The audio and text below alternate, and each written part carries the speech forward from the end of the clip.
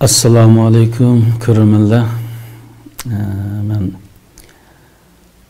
Sındım Reyangul'un Xitaylarning atalmış terbiyeleş lagırda zulümge uçrap qaza qilganlik to'g'risida guvohlik bermoqchi.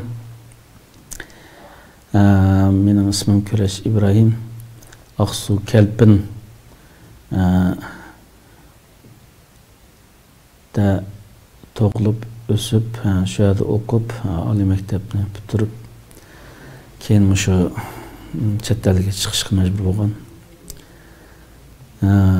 Mening yurtim, mening onamningki Salayet Kenishkisida aniq yozilgan. Men bu yerda tafsili demak shundan ko'rib olsangiz bo'ladi. Endi singlim Reyhongul odatdagi bir boshlang'ich maktabning o'qituvchisi edi.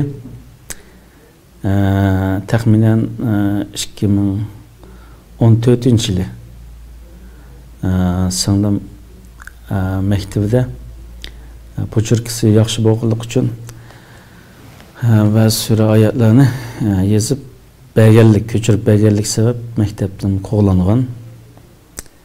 Singlim maktabdan chiqib ketgandan keyin o'z oldiga hamda ishlab bolalarni beqib kelayotgan bir oila ayoli edi. 2017-18-yillar atrofida hamda singlimning shu burunqi 4 yil, 5 yil oldidagi shu pochirkisini bahona qilib tarbiyalash markaziga so'laydi. Atalmış tarbiyalash markaziga. Bu esnada mening dadam aslida bir yurak kesili bir adam edi. Biz nayt ehtiyot qilib kelgan. Dadam bek ehtiyotchan edi shu oxirgi mezgillarda. Shu singlimningki kampiga ekirilish sebebi bilan bu dadam bunun chidamay davomli shu Xitoyningki hukumatning odamlari bilan ishishdi. O'zi yosh vaqtida bir menga kesilib quliq olmas bo'lib qolgan. Shunga bu Xitoyning munosabatli odamlari bilan jadallashib hiç uqtiramay oxiri yurak kesilib qo'zg'alib qo'ydi. Doktorxonaga kirib bo'ldi. Doktorxonada bir mezgil davomlab uylarni bir biz shahardan ippagan bir uylarimiz batdi. Shu uyni setishga majbur bo'lib, bu uyni setib davolanishga ishiltdi. Ham unum bermay o'lib ketdi. Ben bu vaqtida Tojikistondaydim. Bu ishlarni keyin o'qidim. Bu xabarlashamagachga 2017-yildan 2018-yillar xabar ololmay.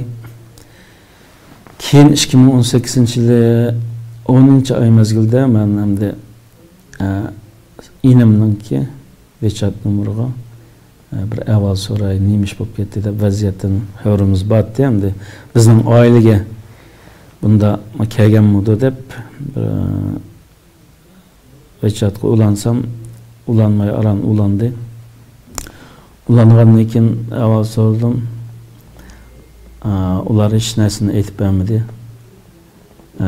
Keyin bir shikatim qayta ulanib onam bilan ko'rishni talab qildim.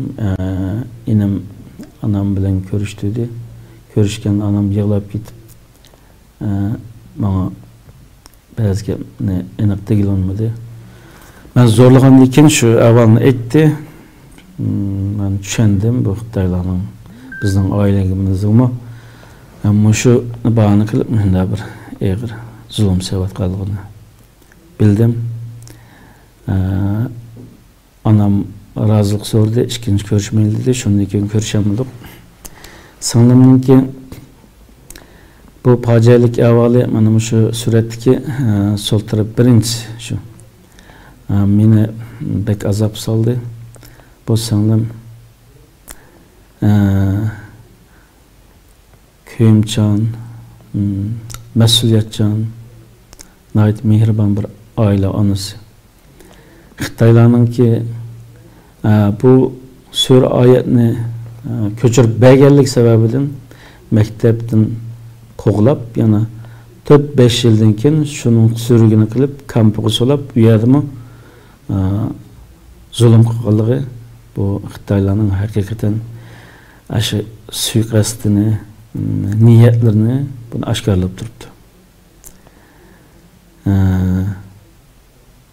Bu fojia bizga og'ir fojia bo'ldi. Shu qatorda yana Müştəq guvallığı, şahidi yo'q, nurg'un bizning qarindoshlarimiz müştəq facialarga uchraqliq.